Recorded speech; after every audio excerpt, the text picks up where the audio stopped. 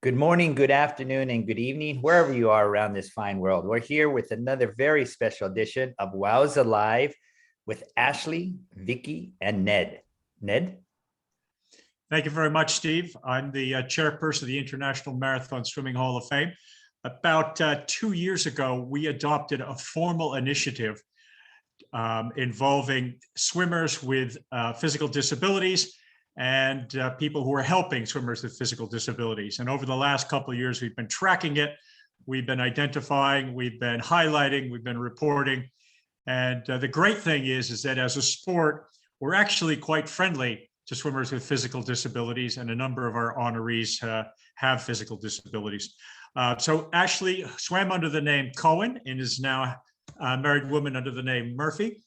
A successful marathon swimmer and the youngest and first with physical disabilities to swim 19.2 kilometers across Lake Erie about 20 years ago. And then we've got Vicki. So I'm going to ask each of you to just introduce yourself a little bit more. Ashley, if you'll start. Hi, I'm Ashley. As you all know, Cowan when I did my lake swim, Murphy now that I am married. I am a quad amputee, missing all 4 limbs from below the elbows and below the knees. I have 3 beautiful children now. I'm not sure what more what you would like to know about me, but that's me. I'm Ashley in a nutshell. Vicki, why don't you introduce yourself as well? You're on mute, Vicki. Sorry. I'm Vicki Keith, and amongst other things, I was Ashley Cowan's swim coach when she was a competitive swimmer as well as an open water swimmer. And I also coach swim teams for athletes with physical disabilities. I started the Kingston Y Penguins, and then I now coach at Variety Village Flames. And I was an open water swimmer before that, and I still hold, I think, 16 world records in open water swimming. And Vicki's an honoree in the International Marathon Swimming Hall of Fame, as is Steve. Ashley, let's start with you. In reading about your early childhood, I was struck by how you were a medal-winning sports gal at an early age, first in figure skating and then swimming. So I guess my question is, did you perceive yourself as a youngster that you were different? That's a 2-part question, I guess, because yes, in a way, because obviously my disability is very obvious. When you look at me or you look at the child beside me, there's obvious difference. So yeah, I did know that I was different, but I wasn't going to let that stop me. I wanted to be as normal as the kid that played beside me was. And I'm like, okay, well, he did it that way or she did it that way. I can do it. I just have to do it this way. So in certain aspects, there was things that I knew I was different about, but in the same sense, I wasn't going to let that stop me. I was going to figure out how to be like that child. And where did that sports drive and confidence come from? Did it come from your parents, your siblings, your neighbors, heroes, or did it just come with a package? It depends on what sport you're talking about, because I have 2. If it was the skating, it was just because all the doctors and physical therapy and all those people said, well, you know, she's probably not going to be able to do much, you know, she'll have somewhat of a life. But it was my attitude of yeah, okay, we'll see. I'm going to prove you wrong. But with swimming, it was one of those things of, I was actually watching Vicki. Think it was her double crossing. I could be mistaken, of Lake Ontario. Vicki might have to correct me here. But I turned around and I looked at my mom and I was like, I'm going to do that someday. She's like, Ashley, sweetheart, I'm sorry, but you're never going to be able to do that, honey. I don't want to let you down, but you got to accept that there's limits. I was like, well, okay, I'll bet you. I was like, we'll see. And that's when it all began, of getting in touch. My mom got in touch with Variety Village and with Vicki, and all went from there. So Vicki was my inspiration for swimming. Vicki just published some research, or relayed some research that someone else had done, that said children with disabilities, 54% of them don't have friends. What was your experience as a child? It was difficult. I'm not going to say making friends was the easiest for me because it is difficult. I think it's more along the lines of because children, at least when I was younger, children around you don't understand. It hasn't been explained to them. They're scared, or they're intimidated, I want to say, a little bit, because they're like, well, I don't want to defend, or I don't want to offend her, sorry, or I don't want to, I don't know, maybe, you know, if whatever she had, I'm gonna catch, kind of thing. So making friends was a little bit difficult until you got to, at least for me, it was a little bit more once I got into high school, because then it was, the attitude came out, and it was just like, listen, I'm just like you. My best friend, who was still my best friend from high school, we met on one of those things of, I said hi to her as she was walking by me, and she completely ignored me. I was like, yo, I said hi. And she was like, oh, hello. And it was just the rest from there, kind of thing. So I think when it comes to smaller, like younger children, it is hard because they don't know, you don't know, and everybody just wants to be accepted in the same sense. So it's one of those things of, like, I tell kids now, if you want to know something about my disability and you see me and I'm a stranger, I get stranger danger, don't get me wrong, but ask. I'm happy to explain things to you.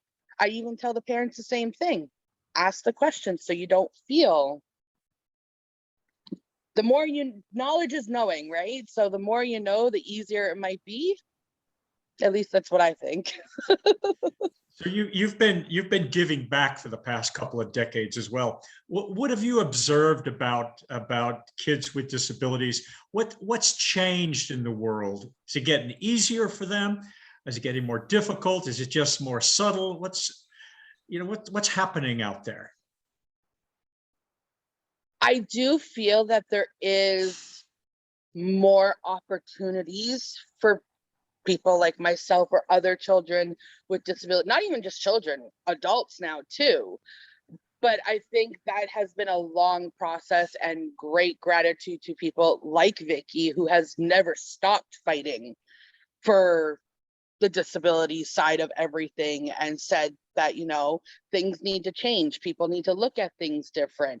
I remember once upon a time, you could barely get into anywhere because there was no ramp, or there was a ton of stairs, or programs. You couldn't get into a program because, like, swimming lessons when I was younger, couldn't get into really swimming lessons that often, or they were nervous to take you into them because they're like, how do we teach somebody like this? They don't have the rest of their extremities.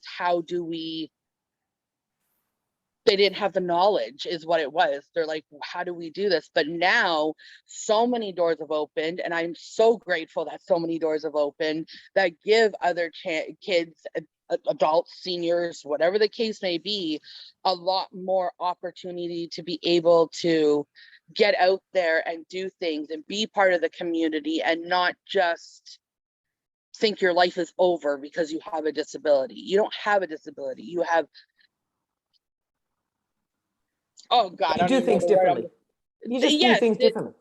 That's exactly what it is. You don't have a disability. You're able to do anything. You just got to change your mindset of how you look at it. Vicki, tell us a little bit about the program you've been running for the past long time. Tell us how you're overcoming some of this problem with people making friends, and then tell us a couple of really embarrassing Ashley stories. Oh, please don't. Okay, I'm sure really good at one question. I'm really good at one question at a time, so you'll have to ask me the Ashley one a second time. I think that creating an environment where there are other young people with disabilities just made it happen naturally, that all of a sudden people had friends. When I was coaching at Variety Village originally with Ashley, the swim team was a program for kids with disabilities and their able-bodied peers. And so the people that came to Variety Village were already open to the concept of welcoming anybody. When I moved to Kingston and started the Kingston Y Penguins, I chose it to be kids with disabilities and their able-bodied siblings. And so it just made it a little bit a safer place, because it's really hard to be out in the world with a disability and and people looking at you, people treating you differently. It's not the challenges of being a person with a disability. It's how other people perceive you that create the challenges. So I think having an environment where you have a whole bunch of people who have disabilities, and people who understand it, just makes it okay. I coached a young person at Variety Village, in the Kingston Y Penguins, and he used a power chair for mobility, and he needed a letterboard to express himself. So he had to work at pointing one letter at a time to spell the words. He wanted to ask somebody a question. He went up to them, and that person was reading, and he made a noise, and he pointed at his letterboard, and the person buried their face in the book more. And this was a good person, but she didn't know how to handle the situation, and so she stayed in her comfort zone. And us as athletes understand that staying in your comfort zone never works, right? We've learned that in sport. Ashley's learned it in sport. That's why she's laughing. That might come up to a question. But it's being open-minded. So yeah, 53% of kids with a disability don't have a friend. It's likely much higher than that because some people are just nice to people with disabilities, but they don't have that communication, that engagement. And so it's really just get to know people. And now the stories on Ashley. I think about Lake Erie, 3/4 of the way across, and she said, "Vicki," she pops her head out, does a little dog paddle, says, "Vicki, I don't want to be here anymore. Pull me out." And I looked at her and said, "Ashley, you're so close. You can do this. You can do this. I don't want to be here anymore. Pull me out." And as a coach, I'm thinking, what do I do? Because my responsibility first is to Ashley and Ashley's well-being. But I also look at her, and every time she says, "Pull me out," she swims forward more. So I have to think about this for a minute. And I realize my kayak is right beside her, within arm's reach. Not once did she reach over and touch the kayak. She knew that that would signify the end of the swim, but she never did it. And so I realized at that point that every time she said, "Pull me out," she took another stroke forward. And what she was really saying to me was, I am miserable. I don't want to be here anymore. And if you pull me out, I can blame you later. So we started to cajole and cheer and bang pots and pans together. And we were making as much noise as possible. A friend of hers, William Kerr, got in the water and swam beside her. And she just kept on saying, "I don't want to be here. Pull me out, pull me out." And we said, "But Ashley, we're like a mile from shore. You're lying." She'd say, "You're lying." And all of a sudden she heard the voices calling out from the shore. And she realized we weren't lying. And her eyes just got like 3 times bigger. And she put her face in the water and she swam to shore. Like there was nothing that was going to stop her. And even then, even in her weakest moment, the moment where she was struggling the most, there was no chance she was going to give up. She would be quite happy if she had an excuse that she could blame on somebody later, but there was not a chance that she was going to give up. Now that's a story that not a single other marathoner in the world can relate to. We never heard of that happening to anyone else. You told a great story in your TED Talk, Vicki, about this young girl coming down the pool deck.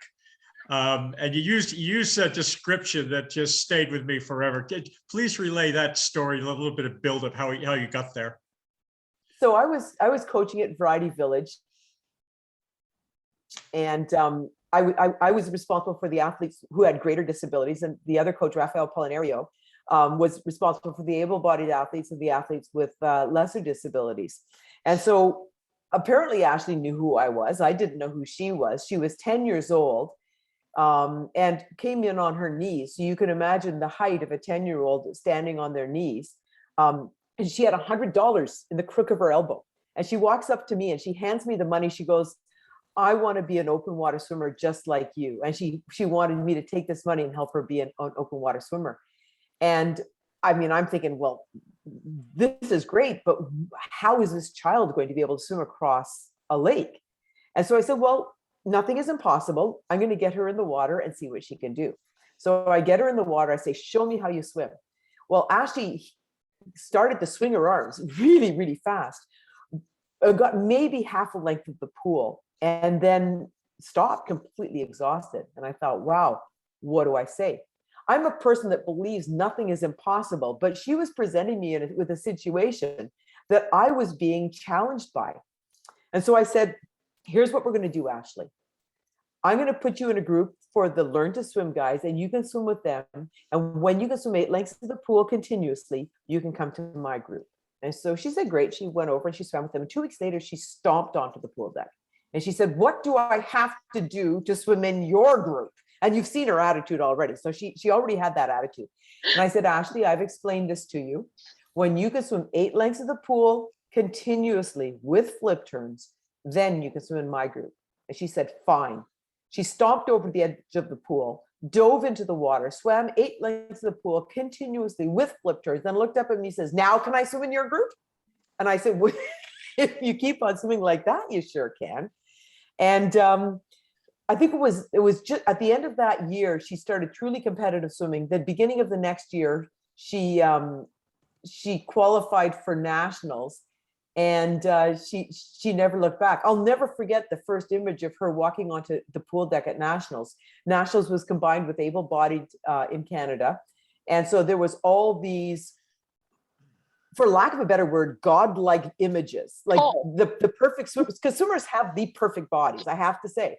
And there was this little girl walking on her knees with her legs strapped around her neck and hanging under her arms, dragging her legs behind her as she walked out with this pride that very few people can exude like Ashley can.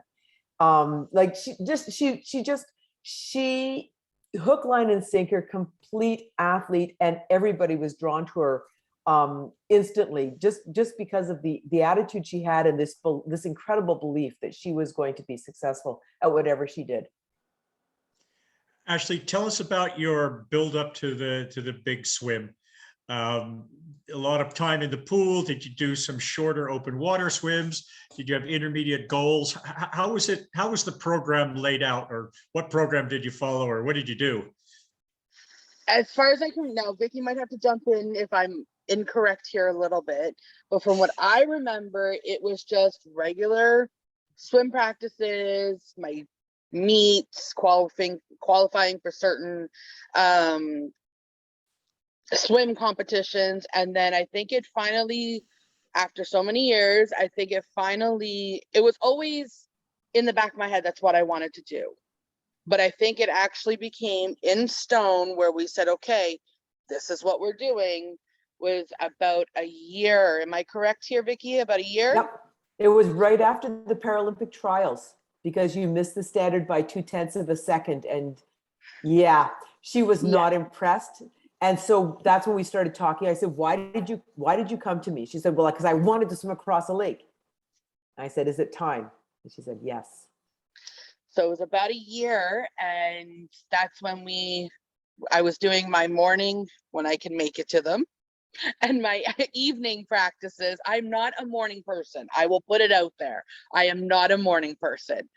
So my morning practices and my evening practices, which were about an hour or an hour and a half, roughly. Hour and a half to 2 hours. Okay, there we go. And then I believe we did an hour of continuous swim afterwards, correct? When everybody else we would was build gone? your distance once everybody was gone, while we were still pool training, because we live in a northern area, so we have to wait for this open water swimming season to begin. So yeah, we added an hour and an hour and a half, and I believe 2 hours to your training sessions. Yeah. So Ashley, I'm sorry. Am I led to believe that ice was stopping you from practicing in the lake? Unfortunately, yes, because my head's not hard enough to dive through it. Just Agree to checking. disagree. Okay, I know I'm hard-headed, but I think I might have, had a little bit of damage there. So unfortunately, yes, the ice did stop us during the winter months. but we continued to do the training in the pool or whatever. And I think we were up to, in total, with practice and with long, like the distance after, because the practice would be my normal workouts where it was set workout that Vicki would make for everybody. And then the swim afterwards would just be continuous, don't stop for that hour. So I was building my endurance during that. And then as it got closer, times got longer. And then I think altogether, I think between practices and swimming afterwards, I think we got up to about almost 4, 5, 6 hours a day, Vicki? Am I correct? I think probably our longest session was 6 hours, and then we were Yeah. able to get into open water after that. Yes, beautiful open water. I Yeah. believe it was at Amherst Island. Yep. Yes. Yeah, it was just at the time that I was moving. So Ashley would come and train at Amherst Island. We did some Lake Ontario stuff. We did, what was the lake where you did your trial swim? I'm not sure, forget. but it had a dock. It's up north. So we went there a few times and just whenever we could. And for those who don't know, the Lake Erie swim is 20 kilometers. And we chose that specifically. And then what we did, which is something that I came up with the idea, and then I've considered it again for other swimmers, is we didn't want Ashley swimming into the headwinds. We decided that she had enough challenges as it was. And so we stayed in Buffalo and waited to find out which way the prevailing wind, which way the wind was going that day. And then we whipped over to that side of the lake and started so that we would have the wind at our back. I remember I had to do a night swim to be able to do my open water swim, which, oh, if anybody knows me, they know I do not like dark water, seaweed, or fish. So I don't know why I'm doing a lake swim here, but I don't like seaweed, dark water, or fish. So the night swim, my heart was going a little bit, but I had Vicki swimming within, about a meter apart or something like that, just to make sure I wasn't getting lost out there. And I believe John was with us as well. Yep. John was in the kayak. You and I swam. Yeah. And And then we did my trial run, where I think the first time I had failed, unfortunately, because the water. You were trying to use your attitude. I was trying to use my attitude, but in all honesty, I had put sunscreen on my face, which was dumb because the oil or the sunscreen was going in my eyes. So I wasn't doing the swim properly because I kept stopping because it was stinging. So we rescheduled that, and I did that one with no problems. And then it was setting the date, finding which day was going to work for us and how it was all going to go. And that was that. And then that day came. What were your memories of the swim? Conning my mother out of a lot of items. I'm sorry. So far into my swim, because my mom had no idea about this swim up until like the day before. She had absolutely no idea. We had received permission from, we had received permission from her partner. Yes, we did. We had permission, but we kept it a secret from my mom until it was let's go. And well, she was on one of the boats with us. Every so often when I had to stop for a food or a drink or something, I would be like, Mom, if I finish this, can I get a tattoo? Yes, honey. If you finish this, I'll take you to go get a tattoo. All right. I swam some more. A little while longer. I'm like, Mom, if I finish this swim, can I get a new wardrobe? Yes, I will take you shopping. Just keep on it. Swim, honey, swim. So needless to say, I got quite a few things from my mom at the end of that swim. You're a con artist. No. Only to my mom. So Ashley, after this swim, you were suddenly famous, certainly in Canada. How did it change your perception of yourself? How did it change other people's perception of you? How did you deal with being famous? Were you all of a sudden one of these rock stars trashing hotel rooms, or what happened? Well, when the swim finally was done and I crawled out of the water, I was actually just watching the clip the other day showing my husband, and the only thing I can hear from that clip is Vicki, don't touch her, as I'm crawling out of the water. But after that, I was just so exhausted. All I wanted to do was sleep. There was no, hey, I don't think anything sunk into me until after I had gotten that sleep. Now, granted, I had to drive all the way home, and I went to my grandparents for the night, and I had to be up, I think it was like 4:30 or 5 o'clock for a radio interview. And the gentleman's like, well, can you sound a little more happy? You just did just, I was like, I'm tired. And I don't like mornings. And I'm not a morning person. But like once I got sleep and it kicked in, it was just like, it wasn't the fact of fame. I never did this for fame. I did it to prove a point to myself mainly, and to other children or other people out there that you shouldn't judge a book by its cover, because anything's possible with the right support and the right guidance.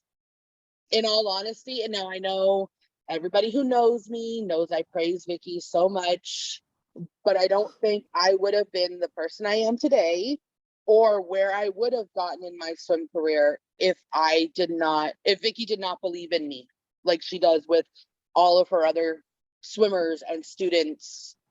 So fame did not go to my head. I did not trash hotel rooms. I think you got a Big Mac out of the deal. Oh, I did, yes. Because I kept saying on the swim, all I wanted was McDonald's. So McDonald's gave me a Big Mac combo. Yes, I remember that now. And then I went swimming the next day at Williams Pool. Yep. Catch us up on the last 20 years since your swim. What have you been up to? Education, life. Obviously, you're now married with three children, but give us a synopsis of the last 20 years.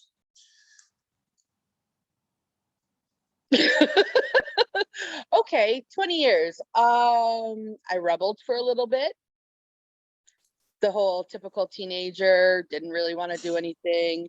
In all honesty, well, yeah, I rebelled a little bit. Didn't get into major trouble, so it's nothing like that. But then I finished school. I did some college courses, and I met my husband. Got married. Had 3 beautiful children that they told me I would never have. So joke's on them. Do you have a picture close by? No, pardon? You have a picture close by? No. No, I don't. It's 3 children hiding behind a couch. No, they're at daycare. Okay. And school. So I didn't think to have a picture close by, to be honest. I apologize.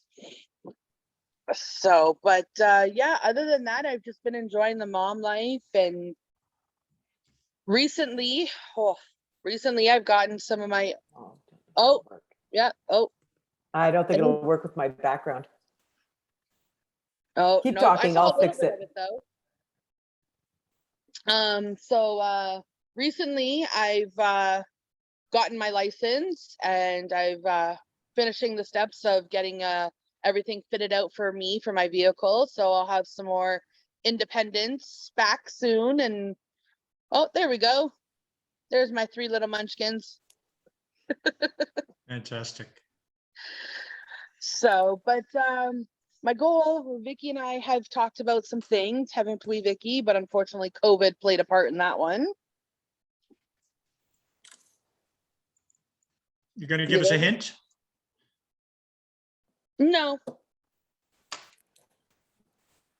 It's very much. If everyone's quiet for 15 seconds, she might break.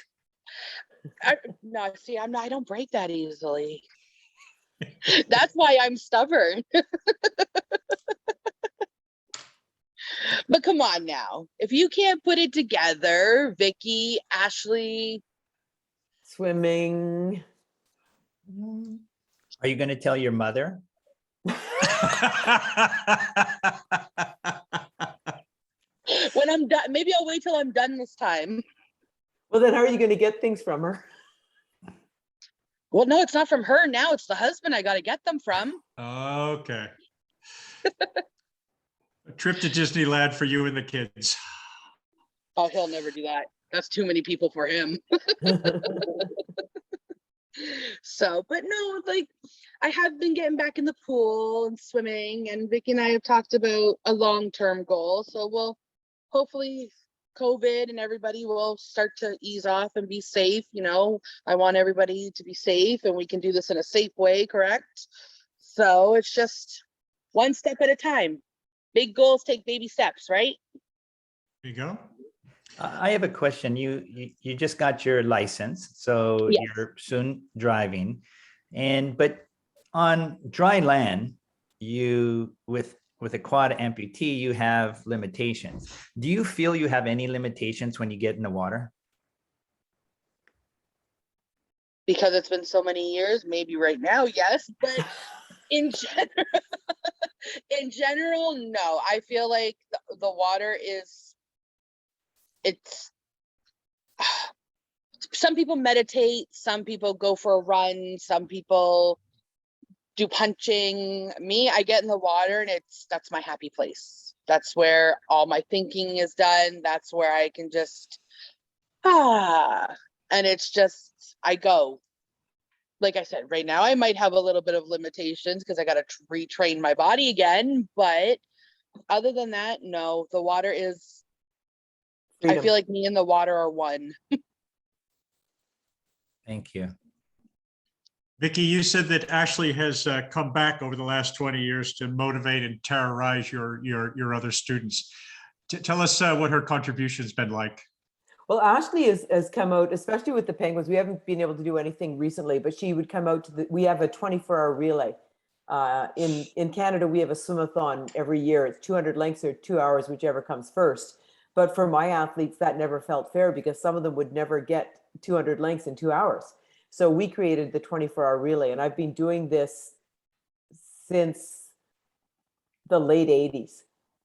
So COVID was the first time I didn't do it, but so she would come out and support the athletes and cheer them on and tell some of her stories and just inspire the young people to remember that nothing's impossible. Ashley, I want to thank you very much for giving all your time today. Thank you for having me. An inspirational story 20 years ago, an inspirational story today. Steve and I have talked to a number of single and double amputees, and it's just it's amazing. And I have to say, I'm really proud to be involved in a sport that welcomes people with physical disabilities, and to be part of this water medium that's probably the nicest place that some of these athletes have ever been, the most forgiving environment and the place where they feel the freest and the most able. So thank you very much. Oh, thank you. Thank you. Thanks, everyone.